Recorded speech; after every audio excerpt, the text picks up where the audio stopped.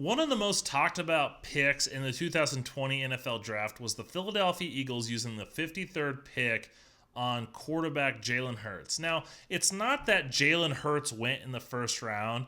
It's the fact that a team like the Philadelphia Eagles took him at pick 53, using their second round pick on a quarterback. And, you know, the Eagles, they don't need a quarterback. They've got Carson. You know, a lot of times when teams take use a second round pick on a quarterback, it's because their quarterback is not very good, and maybe they like the value there.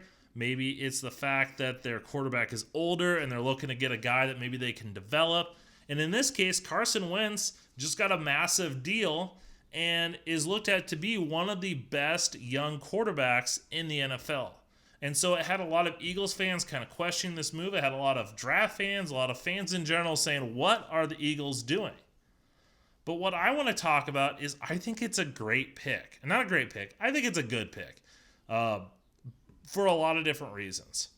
The first thing is, as good as Carson Wentz is, he's been tremendous when he's been on the field. But the problem we have here, I have to say, when he's been on the field, because Carson Wentz has had a lot of injury issues. And we've seen that play out. A few years ago, Nick Foles had to come off the bench, and after Carson Wentz had a great season, he got hurt, and Nick Foles had to come in and led the Eagles to a Super Bowl victory. The next year, Wentz got hurt again. Foles came in, led them to the playoffs. Last year, Nick Foles was gone. And they went with Josh McCown. And once again, Carson Wentz got hurt in the playoffs. And McCown had to come in. So you've got a good quarterback. And I hope Carson Wentz stays healthy and he's able to have a complete full season, because not only is he a good quarterback, but he's fun to watch. But the fact is the Eagles are saying, hey, we got a quarterback that we like, but he's injury prone, or he's had bad luck with injuries. We don't have a backup quarterback right now that we can fully trust. I know they drafted Nate Sudfeld in the past. They've had other guys. They haven't panned out. And Nick Foles, maybe they thought about bringing him back, but he's with the Bears now. So they said, we need to get a quarterback that we can trust. And they felt, hey, if we're going to get a backup quarterback, why not go out and get a guy like Jalen Hurts that can come in and we can develop a little bit, and he can be that guy. Now Jalen Hurts, I think a lot of people, I had him kind of more rated as a third-round pick, but I thought the second round is where he was going to go. And so his value being the 53rd overall pick, I thought was pretty good. So not only do they get a good value, but they get a guy that I think is still got a lot of potential.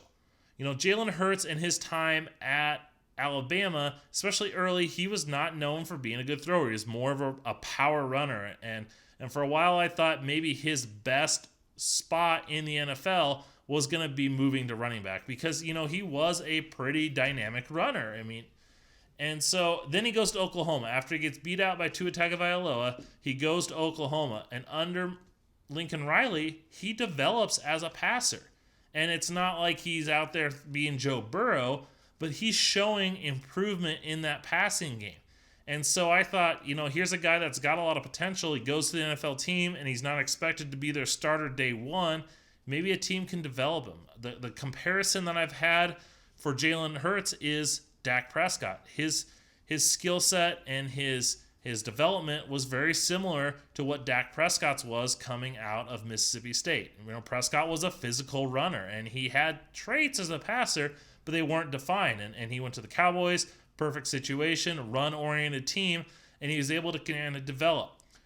Now, teams, I knew that there was a chance that teams were going to fall in love with him, and that he potentially could go in the first round just because of his character and his leadership, and coaches are going to absolutely love him. So I think that plays into here, because here's a guy that's a professional to a T, and he could come in and sit, and he's not going to cause a big stir sitting behind Carson Wentz, going to the media. He's going to be a professional, do his job, and he's going to come in there and continue to develop, and if needed, come in. but then you add in his run element. And he can kind of, even as he's developing, the Eagles could use him and utilize him in different packages in different ways to maybe save Carson Wentz and maybe use him as a runner, maybe use him in goal line situations, and use that for a way to get him acclimated to the NFL and continue his development. You know, the Eagles have one of the best offensive minds in the NFL in Doug Peterson. He's a creative play caller. So just think that what he could do with the Eagles. So yeah, would you have liked to see them maybe go out and get a linebacker with this second round pick? I know they got a linebacker in the third. They got a safety later on. You know, they didn't get a cornerback at all in this draft. I know they traded for Darius Slay, but you thought, oh, maybe they could have gotten one of those guys. But if Carson Wentz gets hurt, this is a different season for the Eagles. So I understand what they're getting. I like the fit. I like the coaching staff that's going to be around him. If he was going to an uncreative head coach, I don't think it would have been as successful. But as curious as this pick looked at the time, I think it was a good move by the Eagles. And I think this is going to pay off for them at some point in his tenure with the Eagles.